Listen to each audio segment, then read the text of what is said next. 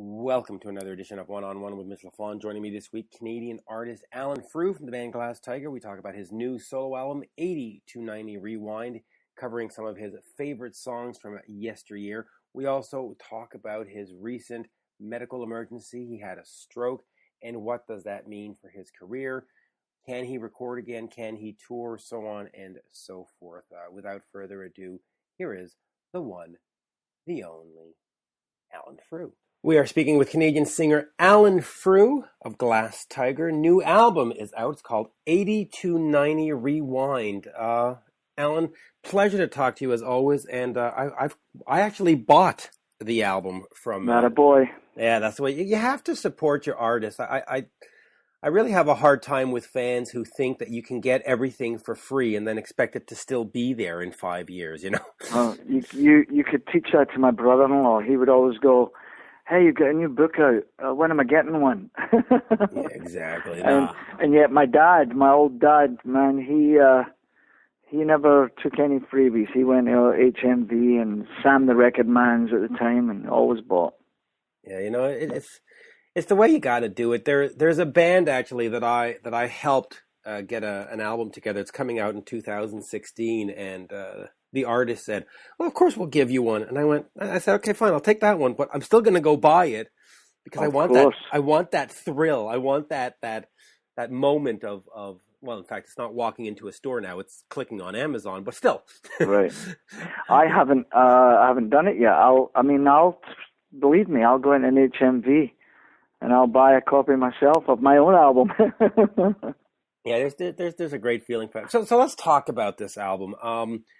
You've gone back and you've reimagined a lot of the 80s hits that certainly at my age that I grew up on. You've got some Paul Young on there, some Human League, some Madonna.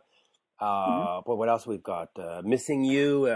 Tears for Fears, John Waite. Yeah, John Waite. Yes. Simple Minds. By the way, just as a 6 degrees of separation, the artist that I helped with their album coming out in 2016 was John Waite's bassist for many, many, many years. Wow. There you go. Okay. So let's talk about that. How did you select these songs? Because they were all great hits. These are not the deep cuts or the rare, diehard fan cuts. These are the stuff that you heard on the radio, saw on Much Music or MTV, depending on where you live. How did you?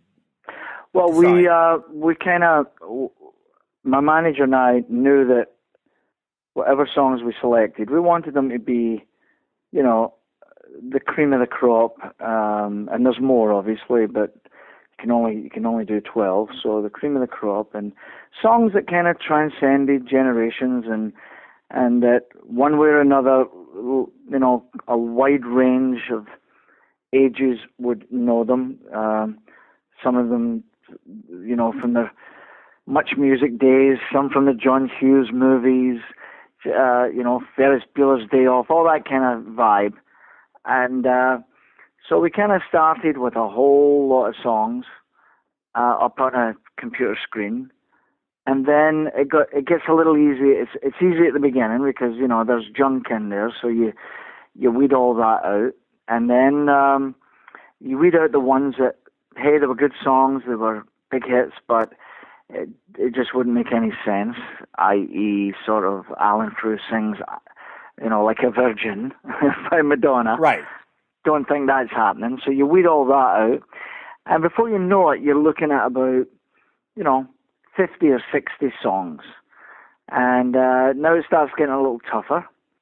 And then I started searching for some songs that I was a fan of, or artists that I was a fan of. That helps narrow it down. And then it gets really tough. You're down to about, 25 or 30 songs. And then you just kind of, experiment with some. You give and take with managers and producers, and you kind of say, what do you think? And you just put your heads together. And these were the 12 that we finally came up with.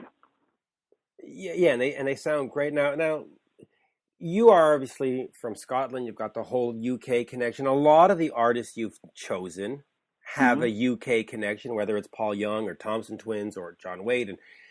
Was that deliberate, or is that just it worked No, out? Okay. it certainly wasn't deliberate. And as a matter of fact, believe it or not, at the time when I was actually doing it, I didn't really, I don't know how much I picked up on that. I think it was maybe mentioned that it'd be silly for me to think that we never mentioned it, but it really wasn't a deep topic. But that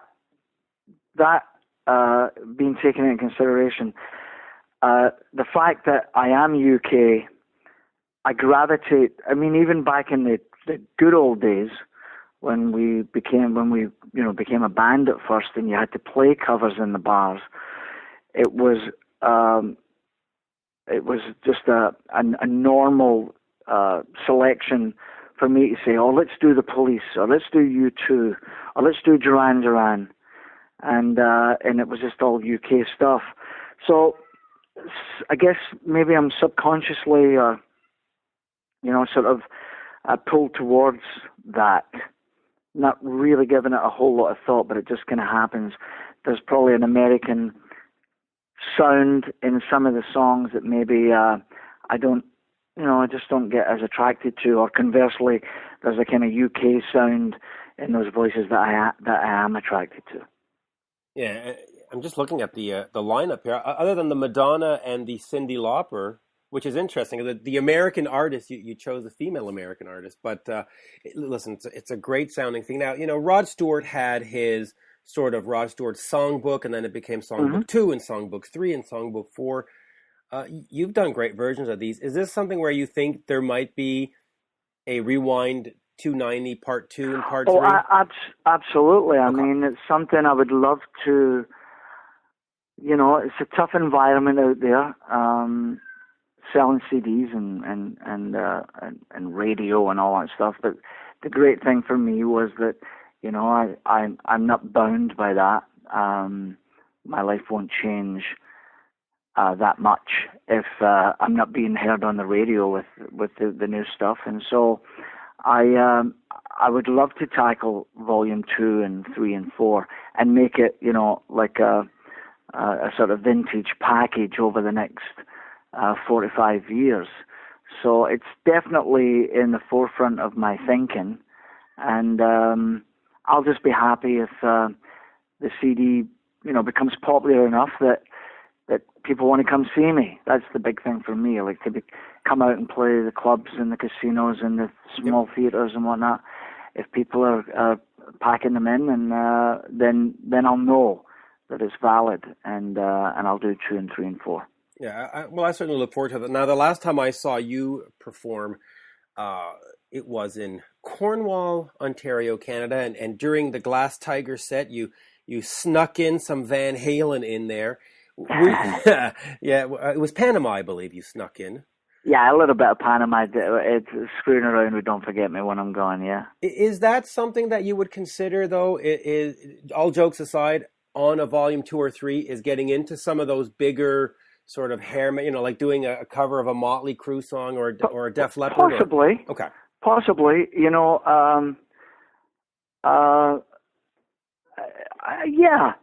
Why not? I think now that I've got my feet wet, I think that it would be interesting to tackle something that either is, maybe quite obscure, that people go, yeah, man, I remember that, or something that they just wouldn't expect, like if it was like a Van Halen. Now, interestingly enough, when we were chasing these 12 songs down, Van Halen never came into a frame of reference. Neither did like Bon Jovi or that kind of thing. So again, this is an interesting point you've brought up, because I was obviously sort of subconsciously attracted to that sound that I seem to give off easier myself, or that I kind of grew up with, that UK thing that I grew up with. But it would be more than interesting to see what it would be like to tackle, something a bit larger than life. I think it would. Plus, those songs were also big in those days, and it would be sort of a I don't want to call it a left turn, but people would say, "Oh, whoa, wait a minute, the guy from Glass Tiger is doing Bon Jovi. Okay, let me check that out." Yeah. I mean, I know a lot of people have picked up on, the fact that I tackled the Sinead O'Connor song. Right. They found that a little bit kind of left of center, and Madonna, and then of course when they hear that I did Madonna and then I did Live to Tell, that kind of throws them a little bit as well. But so far it's been great. Well, I got to say the one that threw me a bit was the Yes song, "Owner of a Lonely Heart," not because it's a Yes song, but just because that song had such a heavy, the sound of it, you saw in the video with I don't want to, it's not an organ, what's the word I'm looking for, synthesizer or whatever. Yeah. Was so pronounced that stripping it down, you go, oh, wait a minute, that's going to be dangerous, and yet it works. So yeah, and the corny, the haters are going to hate kind of thing. Like people who are locked into the 80s. Well, here's the deal. When we started to tackle this, we declared that there's absolutely no point in me coming out and trying to do this and just making it sound like the 80s. It'd be ridiculous, just to sort of take, a song like "Owner of a Lonely Heart," make it sound exactly like Yes did, and then plonk my voice in. That was never the point of reference. And also, I discovered as a fan when I was weeding through these. So I'll tell you a song by REO Speedwagon that I almost did, and I may do it later, but it's "I Can't Fight This Feeling Anymore." Great song. And, great song. Yeah, and of course, when I listened to that song, it dawned on me that a lot of the 80s stuff is overlooked or it's underrated. It's not given pride of place. It's thought of as a little bit fluff and whatnot. And a lot of it is to do with the production of the times. That's what we did. We kind of we squashed it with bells and whistles. And when you take "I Can't Fight This Feeling Anymore" and you just sit with an acoustic guitar and you sing it and you listen to that melody and listen to those lyrics, it is brilliant. I'm amazed that some country artist star hasn't picked up on it and made it a great cover out in Nashville.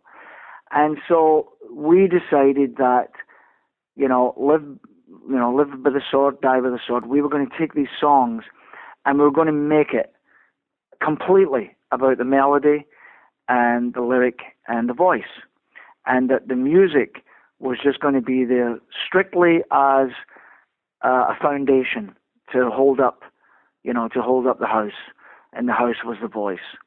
And so far, 9 out of every 10 people have really been digging it, and you'll get the odd one that'll just can't shake that 80s feeling, and it's not their thing, and that's okay. Listen, there are people out there who don't like the Beatles, and you just go, okay, yeah. Right. So let me ask you about, we mentioned performing, we mentioned the voice. Let's talk about what happened in August. You suffered a stroke. Mm-hmm. Where does that leave you in terms of being able to perform, being able to make a part two? Is this something that maybe 5 years from now you can, or is it next month there's no problem? Like, what does it all mean? Well, I'm on track. Right. So I've done a little bit singing, around about, for me, 50-60% in my studio.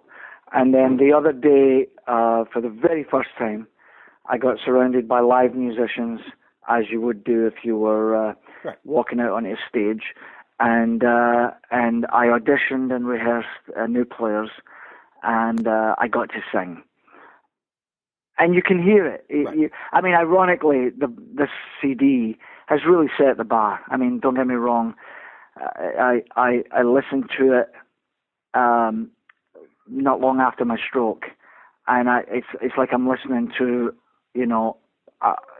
another worldly guy. I go, Jesus, is that me? Because I really worked hard on those vocals and gave it my best, and I think it's the best I've ever sounded. So I've set the bar pretty high. But in the rehearsal hall the other day, you can hear it. You can hear that it's there. I'm just weak. I tire easily. I get a bit hoarse really quickly. But then that's not just the stroke. When I'm laid off, if I'm not singing for, a couple of months, once I start getting back in again, I'll always go hoarse a little bit, and then I build up my strength again. So the good news is you can definitely hear that voice in there. I just have to work at it and bring it out. I've given a date, a tentative date to my agent. He said, pick a date. And I said, okay, March the 1st. Anything after March the 1st that comes in, take it. So we'll see. We'll see what happens. Earlier this year in 2015, I had heart surgery and I had the whole, in bed for 9 weeks. And I know the frustration of not being able to get up and doing what you're supposed to do, whether it's going to the grocery store or handing your kids off to the, Mm-hmm.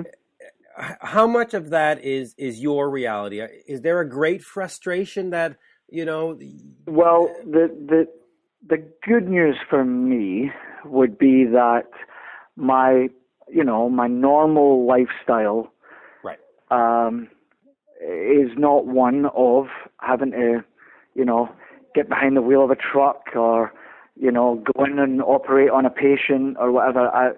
My normal lifestyle when I'm not performing is, still surrounded with being in my home and going downstairs into my studio and recording. And my life doesn't get terribly physically stressful until it's time to start performing. And then of course, it's really taxing. So other than the incredible frustration of being paralyzed for the first few days of my stroke, it was absolutely terrifying, and not to be able to move my leg or my arm, and not knowing what the future held. And then I moved into that phase of being on a walker and then having a walking cane and whatnot. But right now, if you were to see me, Mitch, and be around me, you would probably, most people say, wow, you don't even look like you've had a stroke. And I can see how they see that, because, I've got my motor skills, I'm swimming again. I could go for a long walk right now. I can take my dog to the park. I could drive, but I can't drive because they took my license off me, but I could if I had to.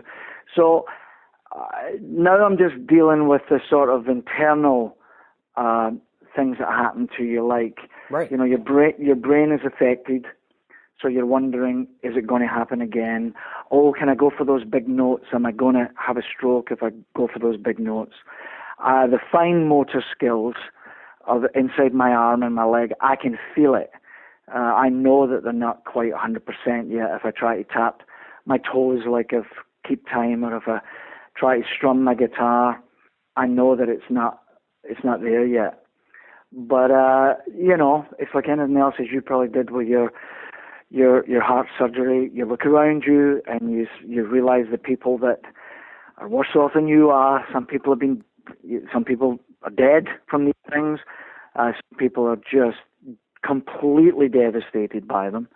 And I try to say, okay, well, it was a warning shot, and just behave myself and get we'll back in the game. And I'll ask you one question, and then I'll just quickly ask you about Glass Tiger.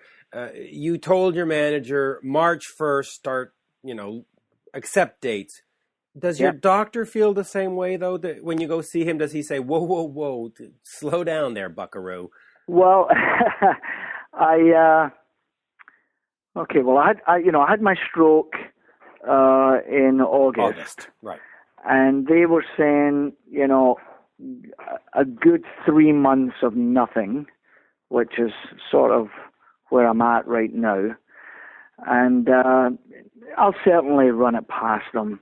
And I don't think, we're going to have to walk before we run. So right. I would like to get a date set in stone that we could maybe call it like a one-of, Right, a so goal. that I can walk out on a stage, I can perform, and then I get to sit back and just see what that did to me. What was that like? What was it like getting through an hour or 70 minutes, 75 minutes? And I don't think I would jump right into saying, okay, just book me right across the country, 4 or 5 nights a week. I don't think I'll be ready for that yet. But my doctor's been very encouraging of, getting back into the arena again and getting back into the game.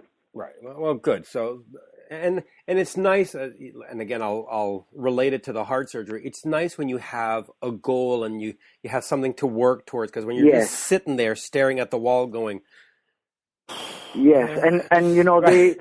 When all the days the very blend first in, moment, right? I'll get really human on you for a minute. But of course, having your heart surgery, you're probably right there with me. I get it. From the very moment. When I was paralyzed and they came in and said, what do you need? And I said, I need to go pee. I want to go pee. And they were, they were just going to do the obvious thing and just bring something to me. And I said, no, I'm getting up. And they said, are you sure? And I said, yeah, I'm getting up. And it was ugly. It was really ugly, but it was really important for me to drag that leg and my arm and my side and drag myself into the washroom, because that was the moment, when I said, this is how you'll do it. You just got to keep moving.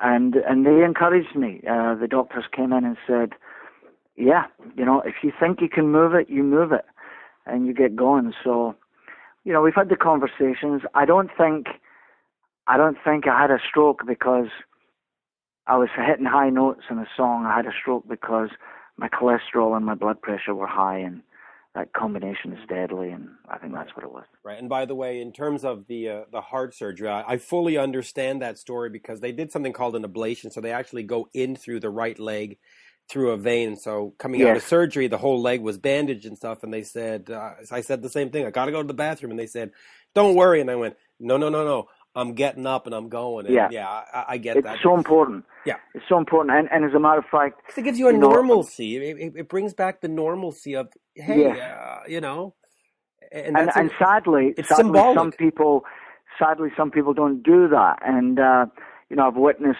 a lot in the last few months, and especially at rehab and whatnot. And, there are people that, they tend to lean towards giving up a little bit, and it's sad to watch. But you can only think and feel for yourself, and mine is about doing. I just gotta. I can't survive if I'm not doing and getting out there. Yeah, I agree. I mean, I remember anyway. I'll finish with I'll just finish my story. But I had the surgery in March, and there was a Def Leppard show at the Bell Center in May, and I said, "You're damn straight. I'm going to be at that show," and that was my goal. And I showed up and I made it, and it was the first show back, and it felt great. Just quickly, because I don't want to keep you on forever. Glass Tiger, was the solo album just part of the grander plan, or was this a departure? Because I know you've done solo albums in the past. Mm-hmm. How does everything play in with Glass Tigers? Are we done? Is there going to be show? No, not at all. Okay. It's just one of those things that comes up for me every now and again, and you know how difficult it is out there. And I wrote a song, for example. I wrote a song about 3 years ago called "I Take It Back," which I think is as good a pop song as ever I've written. And Glass Tiger released it, and it got played maybe on 2 stations for about 5 minutes, and that was it. And I remember having a conversation with a music programmer of one of the big stations, and we were chatting, and the conversation sort of went like, "So Alan, this song, man, it's great." And I said, "Oh, thanks a lot." He said, "I really love it. It's superb writing, and people will love it." And I said, "Oh, great. So are you going to play it?" "No." I said, "So people will love it, yeah, but you're not going to play it." "Yeah, that's right, I'm not going to play it." And it's just because they just can't fit us in anymore into the demographic, and that's why, people like us, you just can't turn the radio on to regular contemporary station and you're going to hear Def Leppard or Elton John or Tom Cochrane or Glass Tiger.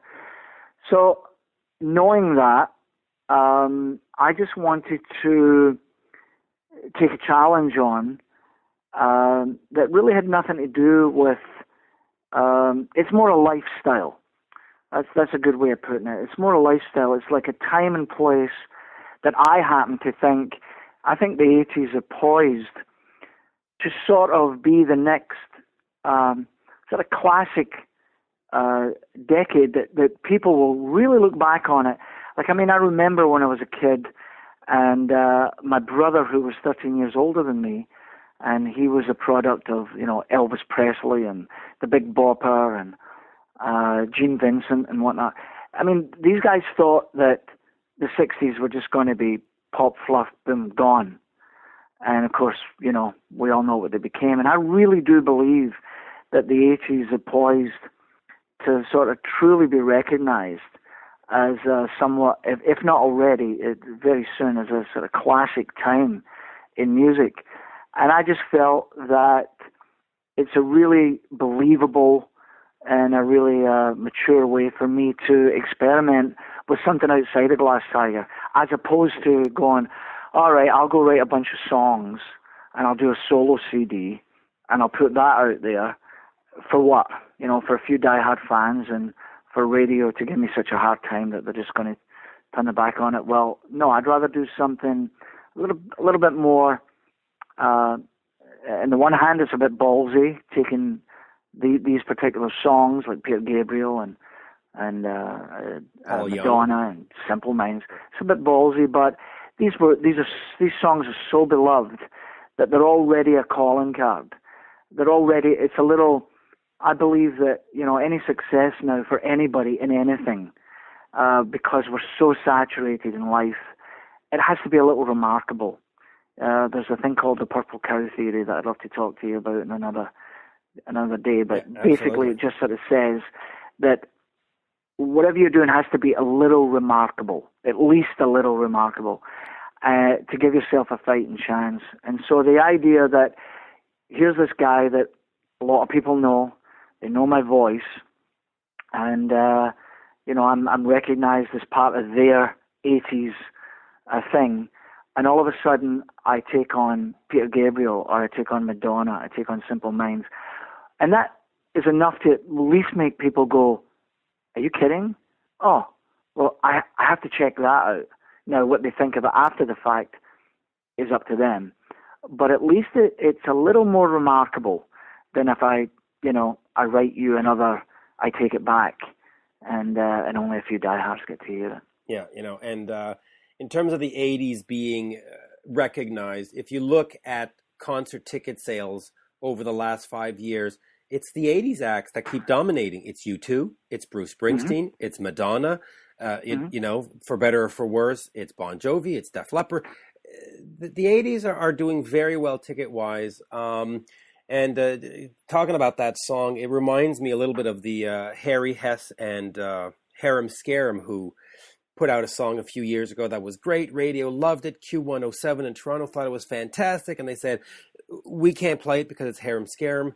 They changed the name of the band to Rubber. They resent the song in. Next thing you know, it's being played, and I think it made the top 10 or the top 20 at least. Isn't that ridiculous, right? It's yeah.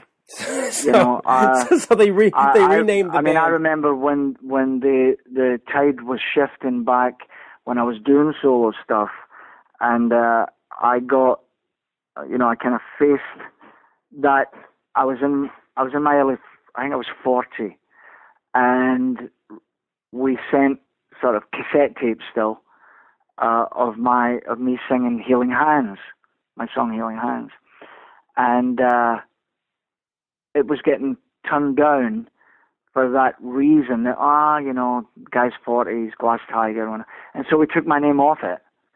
And we shopped the song around, and there was about 3 or 4 labels biting on it, and then eventually EMI went full circle and gave me a solo shot. But it's the nature of the beast, right? It's the way it goes. It's the top 20, top 40 songs. It's just a demographic.